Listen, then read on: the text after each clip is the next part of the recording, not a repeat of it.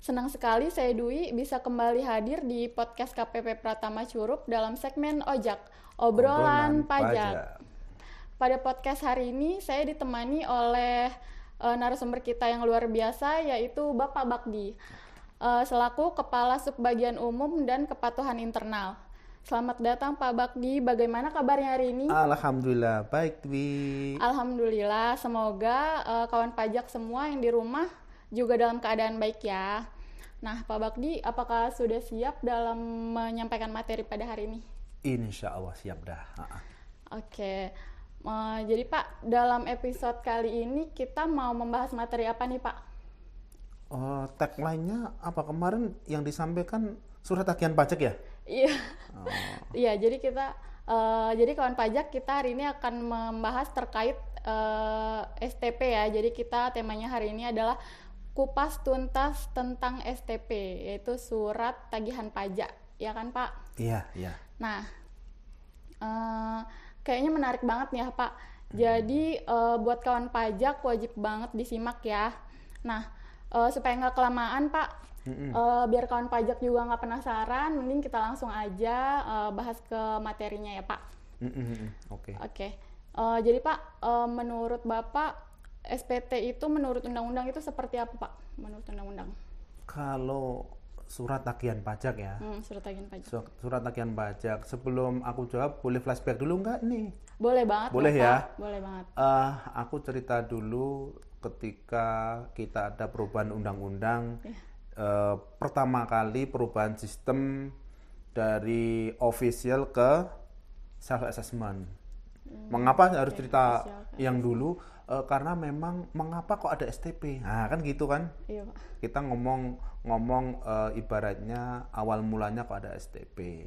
Oke. Kita mulai sejarahnya dulu deh biar agak panjang itu. Boleh Pak. Kan kita undang-undang KUP kita kan nomor 6 tahun 1983 ya. Iya yang Barangkali adik-adik semua udah baca atau memang secara kelahiran belum lahir ya, tapi insya Allah saya udah lahir itu tahun 83. Nah, dulu sebelum tahun 83 itu kan namanya official assessment.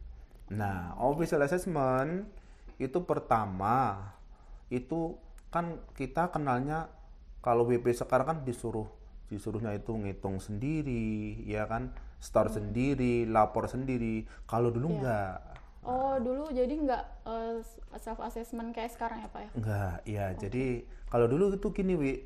Pertama, yang ibaratnya gini, paling mudah untuk dipahami itu yang ngisi SPT itu, yang menentukan SPT itu petugas pajak.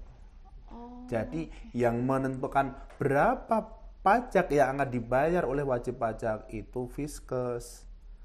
Nah, terus kan kita ubah tahun 83 garis besarnya aja. Garis besarnya itu apa yang diubah sih?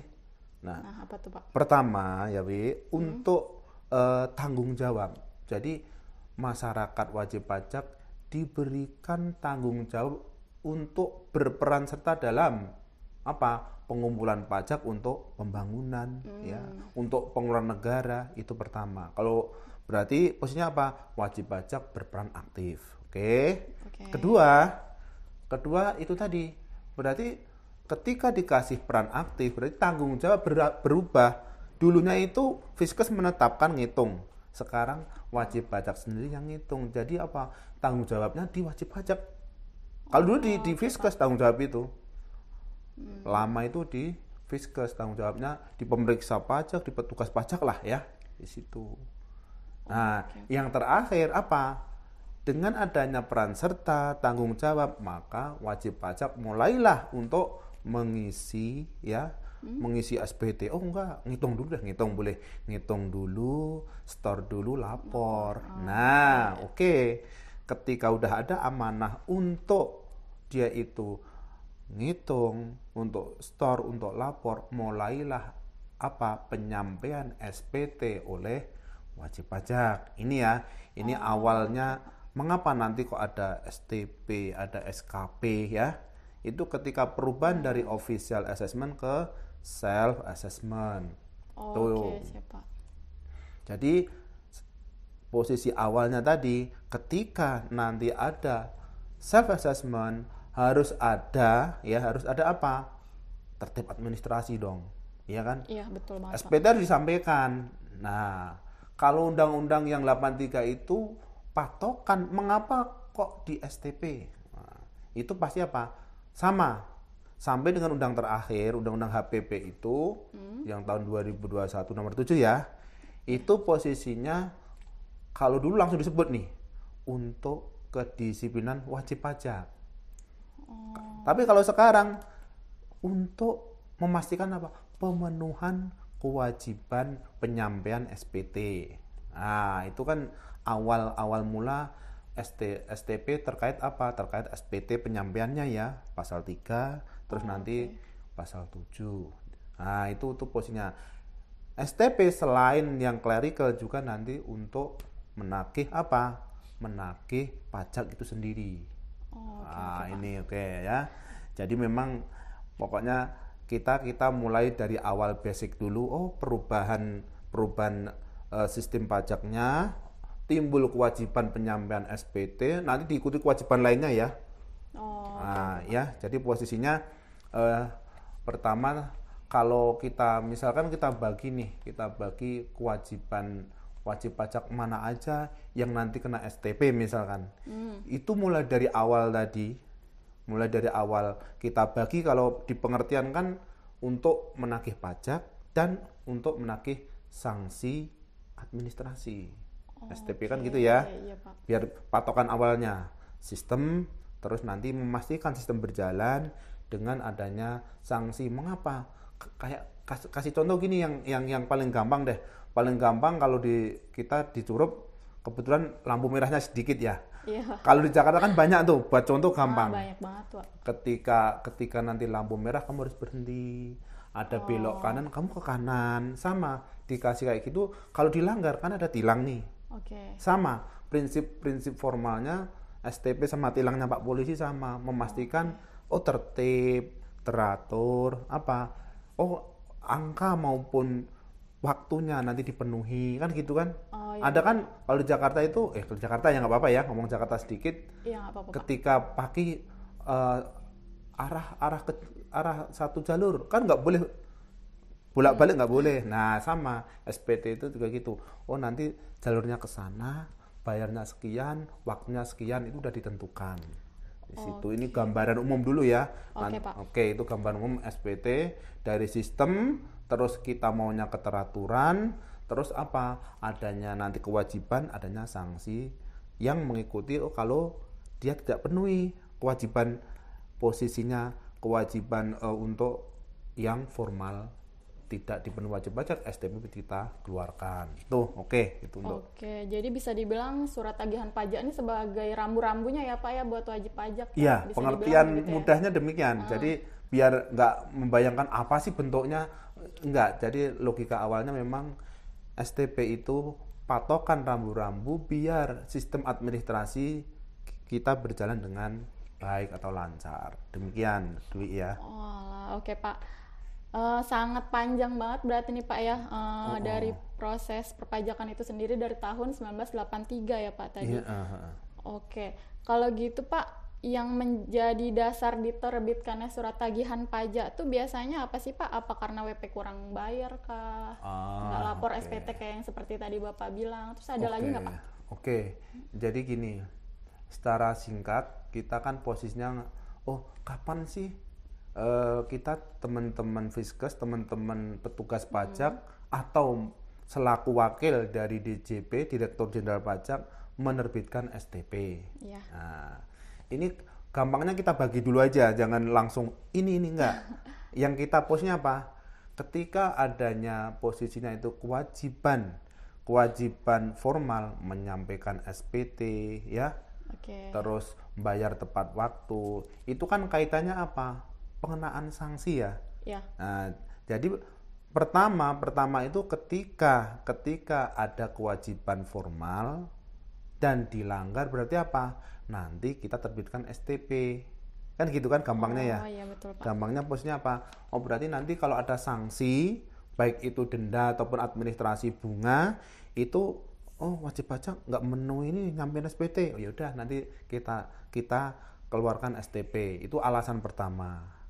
Terus yang kedua, kita harus tahu, harusnya proses dulu. Ketika sudah ada tadi sanksi yang kaitannya sanksi bunga dan denda misalkan ya untuk administrasi, kita lihat per jenis pajaknya deh biar biar gampang. Gambarannya ini kan baru di tata cara umum perpajakannya ya. Umumnya, iya, Nah, ketika nanti udah masuk ke masing-masing jenis pajak, kita kan ada kewajiban tuh. Iya. Contoh kalau udah untuk para pengusaha, untuk orang-orang pribadi yang kegiatan usahanya bebas, dia kan ada angsuran pasal 25 tuh. Oke, Nah, itu untuk menjaganya biar ngangsur tiap bulan. Nah, itu kita jagain juga dengan pengawasan mekanisme STP apa? Jumlahnya berapa, kapan dia store, kapan dia lapor. Kalau dulu kan gitu ya. Walaupun terakhir kalau lapor udah store dianggap sudah lapor ya. Nah, posisinya berarti apa? Kita memastikan minimal jumlah yang dia bayarkan sesuai dengan apa yang dilaporkan dalam SPT. Nah, di situ nanti misalkan angsuran bulanan 10, oh kok bayar 8. Nah, yang 2 kamu tagih pakai STP. Itu alasan kedua. Oke. Mau lagi? Oke, kita posisinya ke PPN deh, Pak, yang jenis kewajiban PPN ya. Kewajiban PPN itu yang paling pertama setelah SPT pasti membuat faktur pajak. Nah, itu tuh, Pak. Ketika kita tidak membuat faktur pajak, berarti kan ada sanksi tuh. Mengapa harusnya bikin faktur kok nggak bikin? Nah, ini STP kita terbitkan juga. Iya, Pak. Patokannya apa? Patokannya berarti apa? Per faktur dong. Oh iya, faktur apa? Berarti kan kita ngomong jumlah yang dituangkan dalam faktur itu. Apa dasar pengenalan pajaknya lah di situ untuk dasar penerbitan STP kita. Itu posisinya kalau membuat faktur. Ada lagi tuh apa? Kewajiban kelengkapan dari faktur. Kalau nggak lengkap gimana? Nah, pasal 13 ayat 5 Undang-Undang PPN kita harus hafal ya. Teman-teman pengusaha, teman-teman semua yang itu udah pada hafal bisa bayangin itu mulai dari identitas sampai dengan tanda tangan, identitas objeknya, tanggalnya segala macam itu harus komplit. Nah, itu nanti kalau nggak komplit pasti kita terbitkan STP juga. Nah, untuk yang lain karena udah dihapus di PPN ya, 2 dihapus undang-undang terakhir, makanya itu aja untuk STP PPN. Oke, Pak. Jadi kawan pajak mungkin bisa saya singkat ya.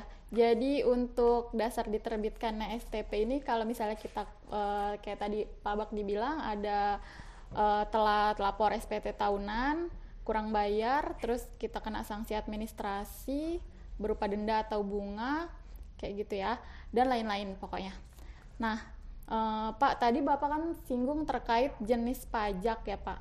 Nah, kalau boleh tahu jenis pajak apa sih, Pak, yang diterbitkan STP? Apa aja tuh, Pak?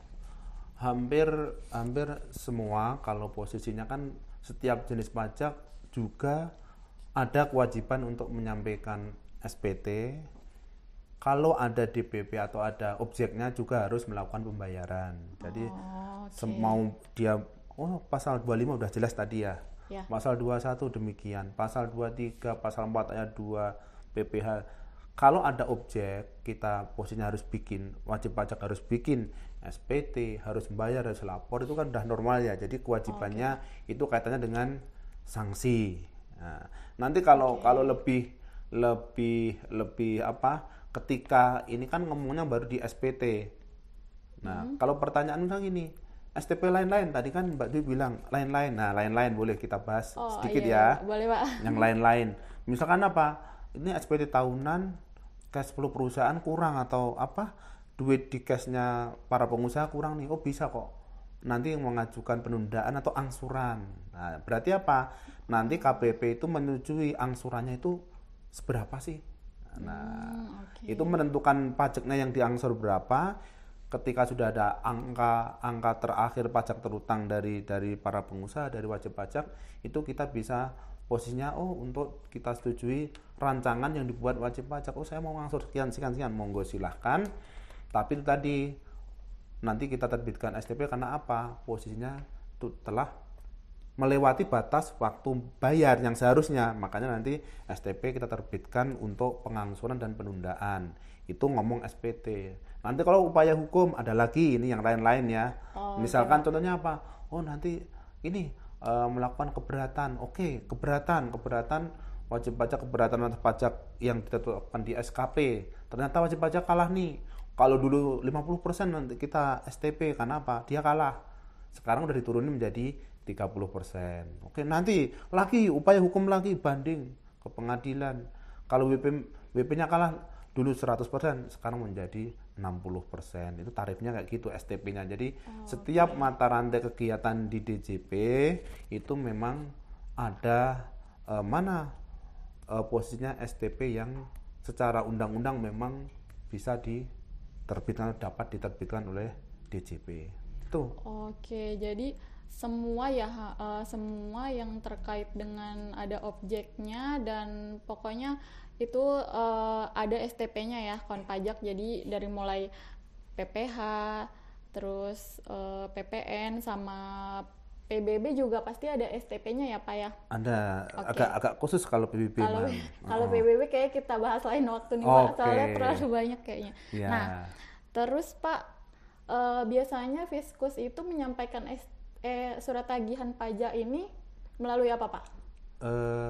Ini karena posisi sekarang kita pengiriman normal dari tahun 2004 sampai dengan sekarang ini dari kantor pusat kita dituntut minimal, kalau zaman dulu itu pakai pos tercatat ya, zaman dulu ya. Pakai pos tercatat bisa diambil ke KPP dengan tanda terima juga bisa. Jadi yang diutamakan itu memang secara ini ya, kalau secara aturan memang pos tercatat ya di situ. Tapi di PMK-nya itu mau diambil pun tetap bisa itu.